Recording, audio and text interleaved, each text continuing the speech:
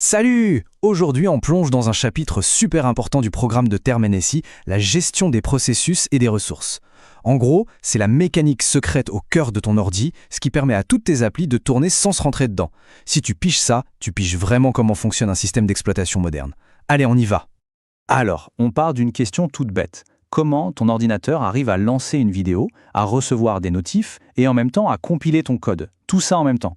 On le fait tous les jours. On écoute de la musique en codant, on reçoit des messages. On a vraiment l'impression que tout est parallèle, que c'est magique. Mais bon, tu sais bien qu'en informatique, la magie, ça n'existe pas. C'est juste de la logique et des mécanismes super astucieux. Et c'est justement ce mécanisme qu'on va décortiquer ensemble. Pour que ce soit bien concret, imagine la situation d'Alice. Elle a ouvert 4 applis. Un traitement de texte, un navigateur web, son lecteur de musique et un logiciel de dessin. De son point de vue, tout tourne en même temps, sans problème. Son texte s'écrit, la musique continue, elle peut switcher sur le navigateur, mais la vérité, c'est que son ordinateur, lui, ne fait qu'une seule chose à la fois. C'est ça, la fameuse illusion du multitâche. Ok, voilà le programme pour percer ce mystère. D'abord, on va voir cette illusion du multitâche. Ensuite, on posera les bases avec les processus et les threads. Après ça, on va coder un peu en Python et voir comment ça peut vite mal tourner. Ça nous amènera à analyser le piège de l'interblocage. Et pour finir, on fera une synthèse de tout ça et une petite checklist pour le bac. Simple, non? Allez, c'est parti pour la première section. On va soulever le capot et voir qui est le chef d'orchestre derrière tout ça.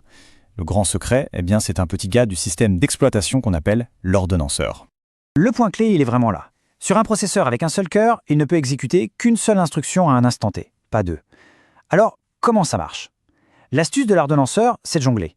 Il donne un tout petit bout de temps de calcul à chaque programme, l'un après l'autre, et il change de programme des centaines de fois par seconde. C'est tellement rapide que notre cerveau n'y voit que du feu, et on a l'impression que tout se passe en même temps. Bon, pour avancer et être bien rigoureux comme on doit l'être en NSI, il faut qu'on ait un vocabulaire précis. On ne peut plus se contenter de parler de programmes ou d'applis comme ça, non. On va définir les deux acteurs principaux de cette histoire, le processus et le thread. Alors, un processus, c'est quoi exactement? C'est tout simplement un programme en cours d'exécution. Le mot-clé à retenir, c'est isolation. Chaque processus vit dans sa propre bulle, complètement étanche, il a sa propre mémoire, ses propres ressources, ses fichiers. Par exemple, le traitement de texte d'Alice ne peut absolument pas aller fouiner dans la mémoire de son navigateur. Et heureusement, c'est une protection super importante. Et le thread alors? Lui, on peut le voir comme une sous-partie d'un processus. C'est plus léger. Un seul processus peut en avoir plusieurs. Et l'attention, c'est la grosse différence. Les threads, eux, ils partagent la même mémoire et les mêmes ressources. Prends un navigateur web. Un thread va gérer l'affichage de la page pendant qu'un autre télécharge une image. Ils bossent ensemble sur les mêmes données. Et c'est précisément là que les problèmes peuvent commencer. Ok, ce schéma, il est hyper important, il faut le maîtriser sur le bout des doigts. C'est le cycle de vie d'un processus. Parce qu'un processus, il n'est pas tout le temps en train de tourner, il passe par plusieurs états. D'abord, nouveau, quand il est créé. Puis prêt, là il attend sagement son tour pour avoir accès au processeur. En exécution, c'est bon, c'est à son tour de bosser. En attente, s'il attend quelque chose, genre une donnée du disque dur. Et terminé, quand il a fini. Et c'est l'ordonnanceur qui gère tout ça, notamment le passage de prêt à en exécution. Mais alors comment le système fait pour passer d'un processus à un autre? C'est là qu'intervient le mécanisme central, la commutation de contexte. C'est vraiment le moteur du multitâche. Imagine, une interruption, souvent une simple horloge, arrête le processus A en plein milieu.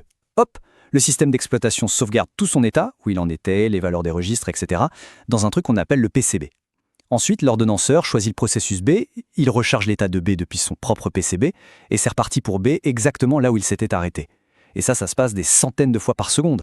Allez, à cette théorie, on passe à la pratique. On va se faire un petit exemple en Python. On va utiliser des threads, ces fameuses tâches qui partagent la mémoire, et tu vas voir que ça peut vite, très vite, devenir le chaos. C'est un cas d'école parfait pour comprendre les dangers de la concurrence. Regarde ce code, il a l'air complètement inoffensif. On a une variable globale, compteur, qui commence à 0. On lance 4 threads, et la mission de chaque thread, c'est simple. Il doit juste ajouter 1 à ce compteur 100 000 fois. À la fin, on attend que tout le monde ait fini son boulot et on affiche la valeur finale de compteur. Facile, non? Donc, la question qui tue, à quel résultat on s'attend? On a 4 threads qui font chacun 100 000 additions. Le calcul est pas trop compliqué. 4 fois 100 000, ça doit faire 400 000. Logique, non? Il n'y a pas d'autre réponse possible. A priori. Voyons ce qui se passe en vrai. Et là, surprise. Le résultat est 344 447. Et le pire, c'est que si tu relances le code, tu auras un autre chiffre, différent, mais quasiment jamais 400 000. Le résultat est donc non seulement faux, mais en plus il n'est pas déterministe, c'est quand même dingue. On a perdu plus de 55 000 additions au passage. Mais comment c'est possible? L'explication, elle tient en 2 mots. condition de concurrence. En anglais, on dit race condition. Le problème, c'est que l'opération compteur égale V plus 1, qui a l'air toute simple, n'est en fait pas atomique. Pour le processeur, ce n'est pas une seule étape, mais 3. 1, je lis la valeur de compteur. 2, je lui ajoute 1. 3, j'écris le nouveau résultat. Et le drame, c'est que l'ordonnanceur peut très bien interrompre un thread entre ces étapes. Imagine, le thread 1 lit la valeur 10, il est interrompu, le thread 2 lit la même valeur, 10, il calcule 11 et l'écrit. Puis le thread 1 se réveille, il calcule 11 à son tour et l'écrit aussi. On a fait 2 opérations, mais le compteur n'a augmenté que de 1. Une mise à jour a été écrasée, perdue. Ok, la condition de concurrence, ça donne des résultats faux, c'est déjà pas terrible. Mais il y a un problème encore pire, un piège qui peut carrément paralyser tout un système. On appelle ça l'interblocage, ou deadlock en anglais. L'image est parfaite pour comprendre. C'est le carrefour de l'enfer. Chaque voiture veut avancer, mais pour ça, elle a besoin de la place de la voiture d'en face, qui elle aussi attend la suivante, etc. C'est une boucle d'attente. Personne ne peut bouger. En informatique, c'est pareil. Remplace les voitures par des processus et le carrefour par des ressources comme un fichier ou une imprimante. Et voilà, tu as un interblocage. Tout le système est bloqué, gelé. Pour qu'un interblocage puisse arriver, il faut que 4 conditions, les conditions de Kauffman, soient réunies en même temps. C'est super important pour le bac, ça. Première condition, l'exclusion mutuelle. Une ressource ne peut être utilisée que par un seul processus à la fois. Deuxième, la rétention et attente. Un processus garde une ressource qu'il a déjà, tout en attendant une autre. Troisième, la non-préemption. On ne peut pas arracher une ressource à un processus qui la détient. Et enfin, la quatrième, l'attente circulaire. C'est notre fameux carrefour, une chaîne de processus où chacun attend le suivant. Si une seule de ces 4 conditions saute, alors pas de deadlock possible. Ok, on a vu pas mal de choses, maintenant il est temps de rassembler toutes les pièces du puzzle. On va construire un modèle clair et synthétique. C'est vraiment cette vision d'ensemble que tu dois avoir en tête pour le bac. Ce tableau, c'est le résumé parfait. D'un côté, le processus, indépendant, robuste, bien isolé, mais plus lourd à créer. Et la communication entre processus, c'est compliqué. De l'autre, le thread, léger, rapide, il communique super facilement avec les autres threads via la mémoire partagée, mais le revers de la médaille, c'est qu'il est fragile. Un thread qui plante peut faire planter tout le processus, et on a vu les problèmes de concurrence. Le choix entre les deux, ça dépend vraiment ce que tu cherches à faire. S'il y a une phrase à retenir de tout ça, c'est celle-là.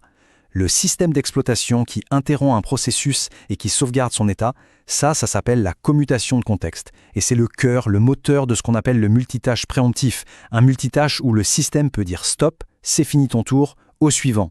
C'est vraiment la notion centrale. On arrive à la fin et on termine avec une section ultra pratique pour le bac. Comment on transforme tout ce qu'on vient de voir en points le jour de l'épreuve. Voilà une checklist de ce qu'il faut absolument maîtriser.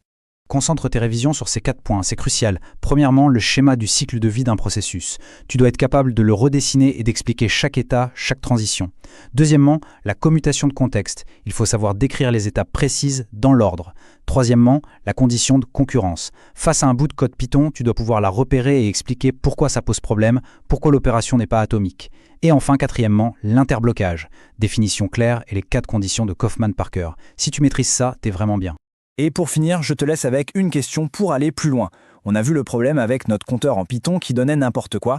La solution, elle existe. Ça s'appelle un verrou ou un lock. C'est un outil qui garantit qu'un seul thread à la fois peut exécuter une portion de code. Alors la question, c'est où est-ce que tu placerais ce verrou dans notre code pour être sûr à 100% d'obtenir 400 000 à chaque fois? C'est un super exercice pour voir si tu as bien tout compris.